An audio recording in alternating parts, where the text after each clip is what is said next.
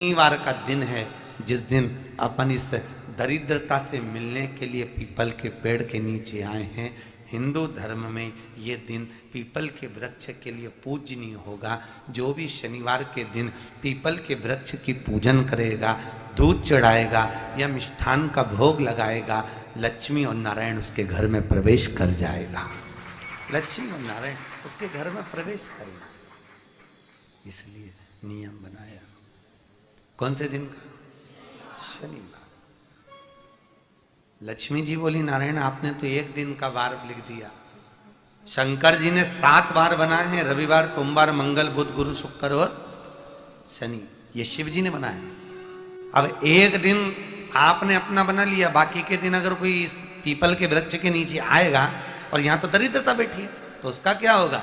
भगवान नारायण बोले, सुन दरिद्रता, तेरे से एक विनती है, अगर कोई भी मनुष्य इस पीपल के पेड़ के नीचे अगर 7 दिन में आता है और उसके हाथ में अगर कोई सामग्री होती है तो तू उसके घर में प्रवेश नहीं करेगी। नियम है पीपल के वृक्ष का, या तो पानी का लोटा लेकर जाओ, कुंकू का चोपड़ा लेकर जाओ, शक्कर लेकर जाओ, या पेड़ के नीचे चींटी को डालने के लिए आटा ले जाओ, पर खाली हाथ पीपल के वृक्ष के नीचे कभी मत जाओ, कभी नहीं। खाली हाथ जाओगे तो दरिद्रता तुम्हारे घर में प्रवेश करेगी। दरिद्रता उठकर खड़ी होकर बोली, नारायण तुमने अपनी मनमानी करी है, एक दिन मुझे भी मेरा चाहिए। भगवान ने कहा, बोल कौन सा दिन चाहिए?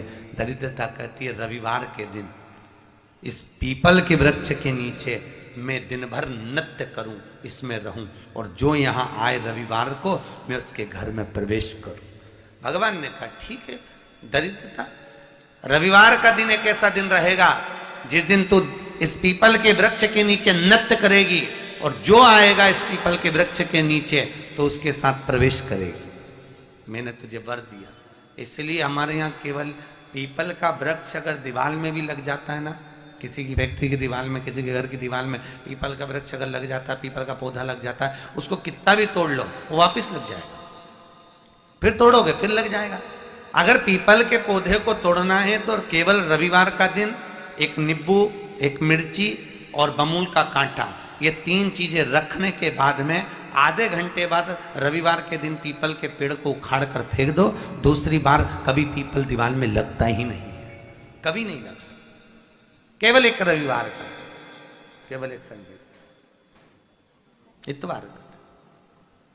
घर में दीवारों पर अगर पीपल लग भी गया है, इसलिए पीपल के वृक्ष को उखाड़ने का, अगर घर में पीपल लगा हुआ है या पीपल का पौधा हमारे घर में लग गया, उसको उतारना, निकालना, लगाना, तो पीपल के वृक्ष को अगर निकाला जाता है तो रविवार के दिन, और अगर पीपल के वृक्ष को कहीं लगाया जाता है तो सोमवार के दिन या मंगलवार के दिन, बुधवार के दिन, इन दिनों में लगा सकते पीपल के वृक्ष कहीं लगाना।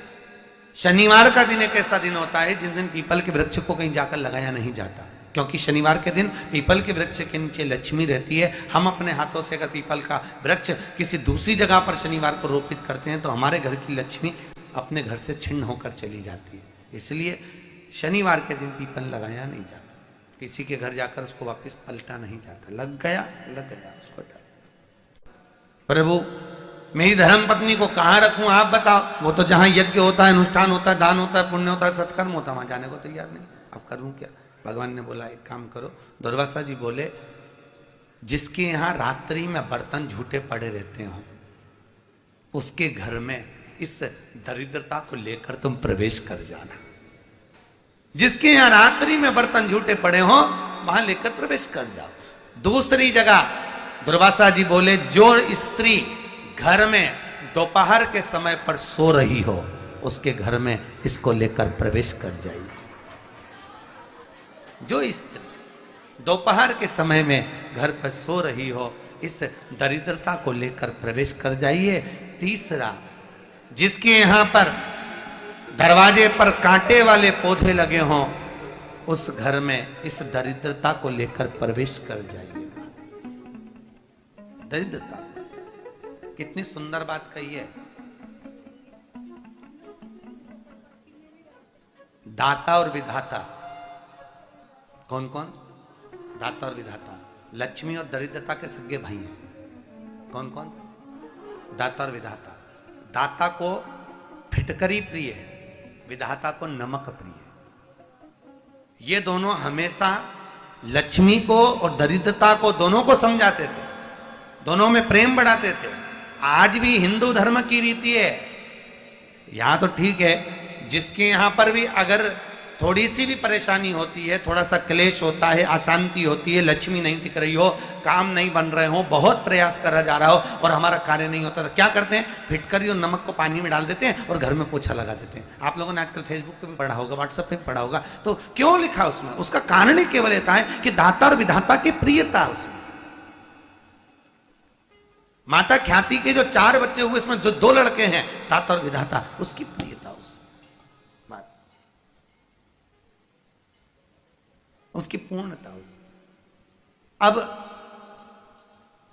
दुर्वासा जी बोले अपनी धर्म पत्नी को वहां लेकर, जहां कांटेदार पौधे लगे हों वहां पर लेकर प्रवेश कर जाइए। कांटेदार पौधों में उस दरिद्रता का निवास हो गया। पीपल के पेड़ के नीचे हम लक्ष्मी जी के साथ शनिवार के दिन आपसे मिलने के लिए आए हैं। शनिवार के दिन जो पीपल के वृक्ष के नीचे दिया लगाएगा, उसके घर में कभी संपदा की कमी नहीं होगी। सारे दिन पीपल के वृक्ष के नीचे हमारा निवास होगा। आज भी नियम है, जिसको शनि लग जाता है, एक काजल की डिब्बी ले लो और काजल की डिब्बी को 21 बार उतार कर उसको एकांत में जाकर, जंगल आदि में एकांत में किसी पेड़ के नीचे इतना सा खड्डा खोद कर उसमें काजल की डिब्बी को डाल दो और मिट्टी से पूर दो, उस व्यक्ति का शनि समाप्त हो जाता है। काशी विश्वनाथ का नाम लेकर काजल की डिब्बी को 21 बार उतार कर अगर काशी विश्वनाथ का नाम लेकर शनि वाले व्यक्ति को अगर पेड़ के नीचे दबा दे, शनि समाप्त। शनि उसको शनिवार के दिन जो पीपल के वृक्ष में सरसों के तेल का दीप लगाता है, उसको शनि कभी परेशान नहीं करता। एक बात हमेशा ध्यान रखिएगा, मान लो अगर कोई भारी रोग ऐसा शनि महाराज के कारण हो गया हो, अच्छे काम करते करते उल्टे हो रहे हैं, होते हैं किसी किसी के साथ में, विपरीत परिस्थितियां आ जाती है, अच्छा करने जाओ बुरा हो जाता है, अच्छा कर्म करने जाओ बुरा हो जाता है। तो पीपल के वृक्ष की जो छाल होती है, छाल देखिए, पीपल के वृक्ष में जो छाल लगी होती है, उस छाल को घिसकर चंदन बनाकर भगवान शंकर का स्नान कराकर, अभिषेक कराकर, पूजन कराकर, पूजन कराने के बाद हमें पिपलेश्वर महादेव का नाम लेकर, कौन से महादेव? पिपलेश्वर महादेव का नाम लेकर वो जो घिसी हुई छाल होती है, उस छाल का तिलक भगवान शंकर को लगा लो और उसी का थोड़ा सा भाग अपने कंठ पर, मस्तक पर लगाना प्रारंभ कर दो। धीरे धीरे जो विपरीत दशा है वो सुधरना प्रारंभ हो जाती है। पर नाम याद रखना, पिपलेश्वर, जम के बोलिए, पिपलेश्वर महादेव। एक देवता ऐसे हैं जिन्होंने दूसरे का हिस्सा खाने का प्रयास करा था और आज भी उस देवता से दुनिया डरती है। और उन्होंने दूसरे का हिस्सा खाने का प्रयास करा था तो शंकर भगवान ने उसको भी नहीं छोड़ा। कौन से देवता? वो बाल्टी में हर शनिवार को आते हैं आपके यहाँ। कौन से? शनि देव। उनने क्या करा था? भगवान सूर्य नारायण ने अपने सारे पुत्रों को देखा, सारे पुत्रों को,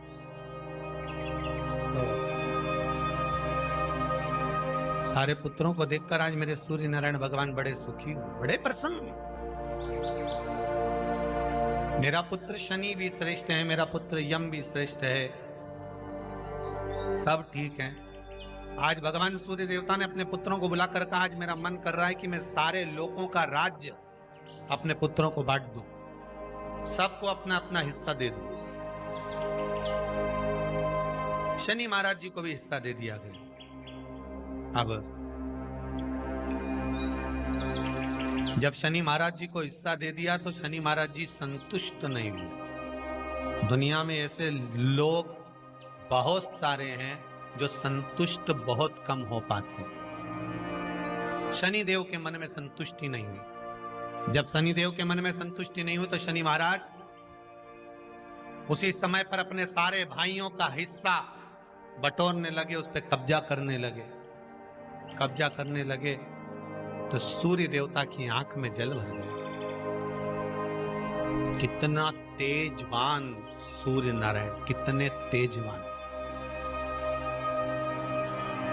कितना तेज भगवान सूर्य के पास में था। पर शनि महाराज को देखकर आज रो रहे हैं। शनि महाराज को, शनि महाराज ने अपने भाइयों के इस हिस्से पर क्या कर लिया। सूर्य नारायण भगवान की आंखों में जल भर गया कि मेरा पुत्र ऐसा कर रहा है। शनि को बुलाया सूर्य नारायण भगवान ने, समझाया और नहीं माना। किसी किसी की नियत होती है कि इसको इतना कैसे दे दिया, अम्मा ने इसको इतना कैसे दे दिया, पिताजी ने इसको इतना कैसे दे दिया, मैं तो कब्जा करूंगा, दुकान नहीं छोड़ू, घर नहीं छोड़ू, ये नहीं छोड़ू, वो नहीं छोड़ू। मत छोड़, एक दिन संसार छोड़कर जाना पड़ेगा। तब कहीं जमीन जायदाद छाती पे बांध के ले जाएगा।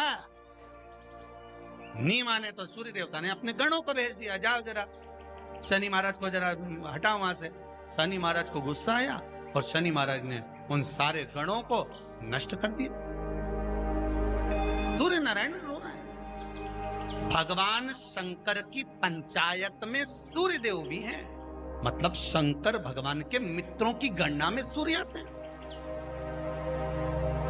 भगवान विष्णु, सूर्य नारायण, शंकर भगवान, माँ दुर्गा, गणेश जी, ये पंचायत है ना शंकर की, शिव पंचायत। शिव परिवार में कार्तिकेय, गणेश जी, पार्वती जी, शंकर जी, नंदी, ये शिव परिवार। पंचायत में सूर्य देवता। सूर्य नारायण को रोता हुआ देखकर भगवान शंकर को बड़ा दुख हुआ। शिव जी ने पूछ लिया, क्या बात है, आप रो रहे हो? नारायण क्या हो गया? मेरा बेटा मानने को तैयार नहीं है। आप चिंता मत करो, अभी देखता हूं मैं जाकर। और भगवान शंकर ने जाकर तुरंत सूर्य नारायण भगवान के कहने पर शनि देव को जाकर समझाया। इतने में तो शनि देव आग बबूला हो गए। आग बबूला होकर शनि देव ने कहा, ए शिव, आप मुझे जानते नहीं हो? शंकर भगवान ने कहा, क्या जानना है ये बताओ, क्या जानना है ये बताओ। शनिदेव कहते हैं, आप मेरी दृष्टि को नहीं जानते। शंकर भगवान ने कहा, तू भी नहीं जानता कि तेरी दृष्टि खराब कैसे हुई। तेरी दृष्टि को श्राप किसका लगा है तुझे नहीं मालूम क्या? शंकर भगवान ने जब समझाना चालू करा कि देख शनिदेव, तुम तो कह रहे हो, तुम तो बोल रहे हो कि मेरी दृष्टि नहीं जानते। हम जानते हैं आपकी दृष्टि, मना नहीं है, जाना, पर आप नहीं जानते क्या? शिव जी जानते हैं। शिव जी ने कहा, मैं सब जानता हूं। आपका विवाह करा सूर्य देवता ने, आपकी पत्नी घर में आ गई, आप अपनी पत्नी को देखते तक नहीं थे, इसलिए आपकी धर्म पत्नी ने आपको श्राप दिया कि जिस पति ने मुझ पर दृष्टि नहीं डाली, मेरे वो पति की दृष्टि कुदृष्टि हो जाए, जिस पे डालेगा वो बर्बाद हो जाए। शनि महाराज ने कहा, आप मेरी पत्नी की याद मत दिलाओ। शंकर भगवान बोले, ए शनि, फिर समझा रहा हूं, हिस्सा छोड़ेगा कि नहीं छोड़ेगा? शनि बोले, नहीं छोड़ूंगा। शंकर भगवान ने उठाया, पीपल के पेड़ के नीचे ले गए और पीपल के पेड़ के नीचे शनि महाराज को उल्टा लटका दिया। 19 साल तक शनि महाराज को पीपल के पेड़ के नीचे शंकर जी ने लटका के रखा। अब बोल, 19 वर्ष तक शनि महाराज पीपल के वृक्ष में, पीपल की जड़ पर बंधे रहे, बोले ही नहीं, सीधे टंगे रहे। अब दूसरे का हिस्सा खाने वाले को जब शनि महाराज जैसे के लटका दिया भोलानाथ ने, तो तुम कहीं लगो रे लाइन में? मेरा विचार तो करो। 19 वर्ष तक शनि महाराज लटके रहे, तब 19 वर्ष नेत्र बंद कर कर शनि महाराज ने शंकर की आराधना करी कि दुनिया में कोई ऐसा नहीं जो मुझे उल्टा लटका दे, केवल एक यही है जिनने मुझे लटकाया है। तो 19 वर्ष तक तप करा तो शंकर जी प्रसन्न हो गए। धरनी को हटाकर पार्वती को लाए, साथ में आशीर्वाद दिया, शनि महाराज को खोला। वर मांगो, तुम्हें क्या चाहिए, मांगो तुम्हें क्या चाहिए। शनि महाराज ने कहा मांगूंगा कुछ नहीं, आप वर दे दीजिए। शंकर जी ने कहा मैं तुम्हें दंड अधिकारी बनाता हूं कि आप अच्छे और बुरे का दंड दोगे, आप अधिकारी बनकर बैठोगे, मेरा आशीर्वाद तुम्हारे साथ में। दंड अधिकारी भगवान शंकर का एक अवतार है पिपलाद अवतार। पिपलाद अवतार, जब दधीचि ऋषि की अस्थियां चली गई, उनकी धर्मपत्नी सुवाच ने देखा मेरे पति को मार दिया गया, मेरे पति की अस्थियां ले गए राक्षसों का संहार करने के लिए, उनकी अस्थियां लेकर चले गए, मेरा पति चले गया। सुवाच गर्व से थी, मरना चाहती थी, प्राण छोड़ना चाहती। शिव जी ने देखा ये तो अग्नि के ऊपर चढ़कर अपनी देह त्याग रही है। शंकर भगवान ने आकर कहा रुक जा सुवाच, रुको, तुम्हारे गर्भ में बच्चा है, तुम्हारे गर्भ में बच्चा है, वो बच्चा मर जाएगा, अब इस बच्चे को जन्म देकर भी क्या करूं। नहीं पिता, तुम्हारे गर्भ में जो बच्चा है वो महाज्ञानी है, तुमने मुझसे प्रसाद के रूप में मांगा था, कहा था शिव जैसा पुत्र होना चाहिए, तो क्या तुम शंकर को नष्ट कर दोगे। मैं शंकर को जन्म दूंगी। सुवाच ने 2 पत्थर उठाए, अपने गर्भ पर मारना प्रारंभ करा, गर्भ पर मारा, बच्चे ने जन्म लिया। बच्चा 7 महीने का था। उस बच्चे को उठाकर पीपल के कोटर में रख दिया। पीपल की कोटर, एक गिलहरी पीपल के फल को लेकर आती थी, पिपलाद के मुंह में देती थी। शिव का एक, इसलिए शंकर का नाम ही पिपलेश्वर महा। शिव का एक अवतार पिपलाद के रूप में हुआ है। तुम क्यों चिंता करती हो, तुम चिंता मत करो, तुम्हारा पुत्र जन्म दो तुम। और दिया धन सुवाच ने, उसके बाद प्राणों को त्यागा। और उस पीपल के कोटर में अगर भरण पोषण करने वाला कोई था तो वह देवाधिदेव महादेव था। फिर निवेदन करेंगे, माता के गर्भ में बच्चा रहता है, उसका भरण पोषण करने वाला मेरा देवाधिदेव महादेव है। अगर जन्म उसने दिया है तो मृत्यु भी वो देगा। अगर तुमको कुछ ज्ञान दिया है तो अच्छी जगह पर भी वही पहुंचाएगा। आप जो अभिलाषा लेकर आते हैं, बच्चे कहते हैं हमारी नौकरी नहीं है, सर्विस नहीं है, हम इस कॉलेज में पढ़ना चाहते हैं, हम इस जगह जाना चाहते हैं, हम इस पद पर जाना चाहते हैं, बस इतना याद रखना, तुम्हारा भाग्य बुरा नहीं होता। कभी भी याद रखना, संसार में जिसको भगवान ने जन्म दिया उसकी किस्मत कभी बेकार नहीं हो सकती। अगर भगवान तुम्हारी किस्मत बेकार होती तो जानवर बनाकर पैदा करता, इंसान बनाकर नहीं। किस्मत अच्छी थी इसलिए इंसान बनकर पैदा, जानवर बनाकर पैदा नहीं करा। अगर तुम्हारी किस्मत अच्छी थी इसलिए मनुष्य बनकर पैदा हुए हो, इंसान बनकर पैदा हुए हो, मानव बनकर पैदा हुए हो। भगवान को दोष मत देना कि भगवान ने किस्मत बेकार दी है। भगवान ने किस्मत अच्छी बनाई है इसलिए तुझे मृत्यु लोक में जन्म दिया। भगवान ने भाग्य अच्छा बनाया इसलिए तुझे शिव महापुराण की कथा सुनने का मौका दिया। नहीं तो भाग्य में नहीं होती तो कहां से मिल जाती। किस्मत अच्छी है तो भगवान नौकरी भी लगाएगा, धंधा भी करवाएगा, सर्विस भी कराएगा, विवाह भी करेगा, शादी भी करेगा, मकान भी बनाएगा, जायदाद भी देगा, संतान भी देगा। उसने दिया है पेट तो भरेगा वही। हम काय को अपने माथे पर ले, मैंने इतनी पढ़ाई कर ली, मैं इंजीनियर हो गया, मैं ये बन गया, मैंने तो ये कर लिया, उसके बाद भी मैं घर में बैठा हूं, मेरा छोरा घर में बैठा, इतना पढ़ने के बाद बैठा। जन्म उसने दिया है, भाग्य उसका है, किस्मत उसकी है, तो कहो उसको कि शंकर का भजन कर, मंथन करे, मक्खन निकलेगा और घी भी जरूर बनेगा। हारना मती। जब तेरे 3.5 करोड़ बार गिनती मत करना, गिनती वो करेगा। तू तो भज, तू कुबेरेश्वर का स्मरण कर, तू महाकाल का स्मरण कर, तू काशी विश्वनाथ का स्मरण कर, तू महाकाल राजा का स्मरण करके तो देख। शिव का भजन कर, 1 लोटा पानी ले जाकर रोज चढ़ा शंकर जी के मंदिर में जा। शिव से भजन करने में क्या देरी।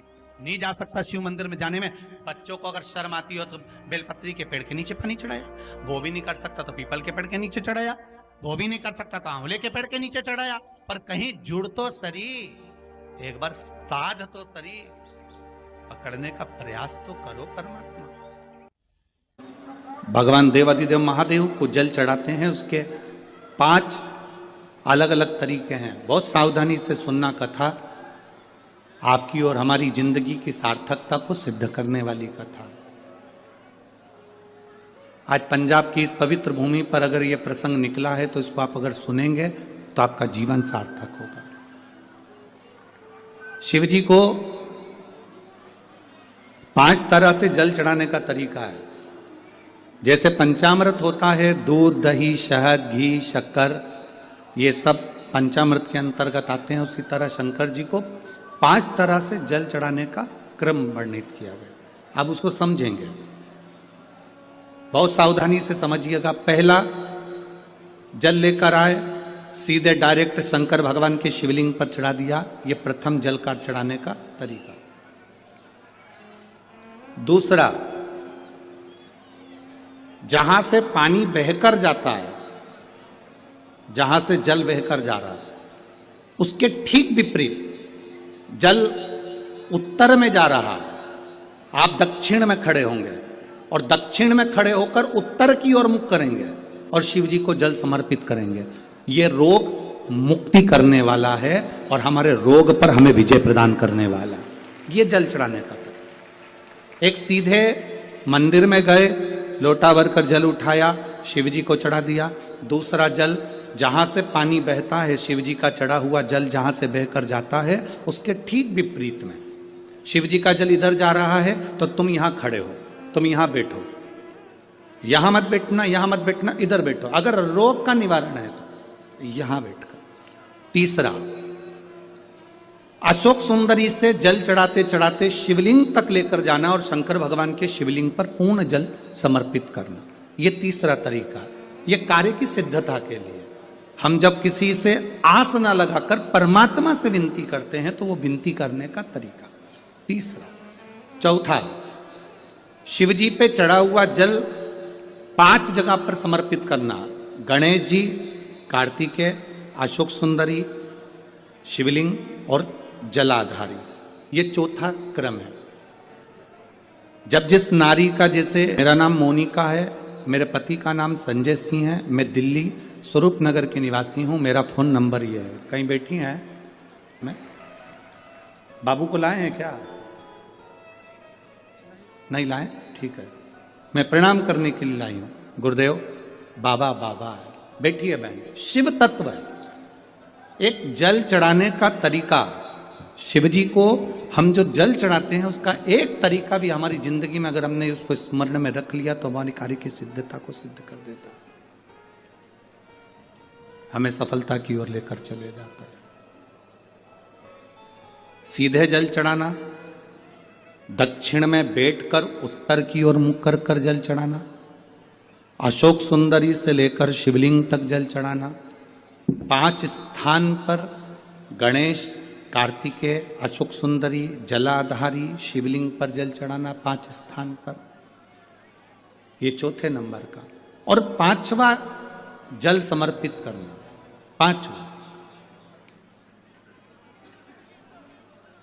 5वें नंबर का जल।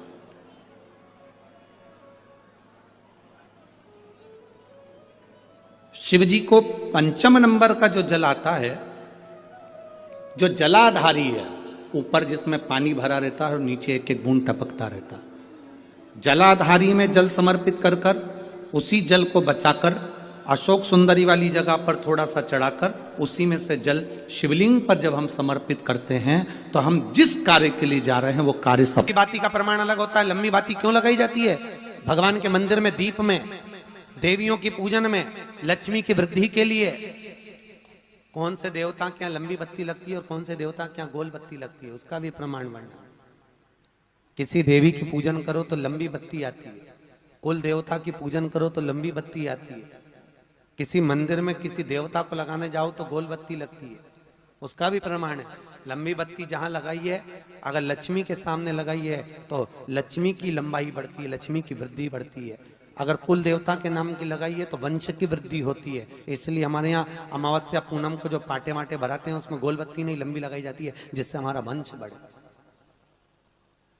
नवरात्रि में देवी जी की जो बाती लगाई जाती है वो लंबी लगाई जाती है, गोल नहीं। क्यों? क्योंकि जिससे माँ हम पर कृपा बना कर रखे, हमारा वंश खूब बढ़े, हमारे यहाँ लक्ष्मी की वृद्धि हो। स्थिर बाती गोल बाती लगाई जाती है ब्रह्मा के मंदिर में, इंद्र के मंदिर में, देवता के मंदिर में।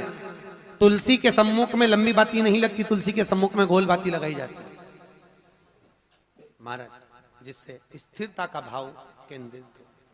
स्थिरता का भाव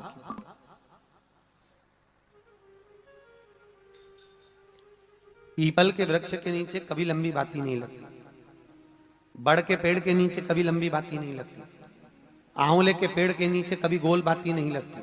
आंवले के वृक्ष के नीचे लंबी बाती लगना चाहिए। धन की वृद्धि, सुख समृद्धि। तुलसी के पौधे के नीचे लंबी नहीं लगती, गोल बाती लगती। बातियों का भी प्रमाण।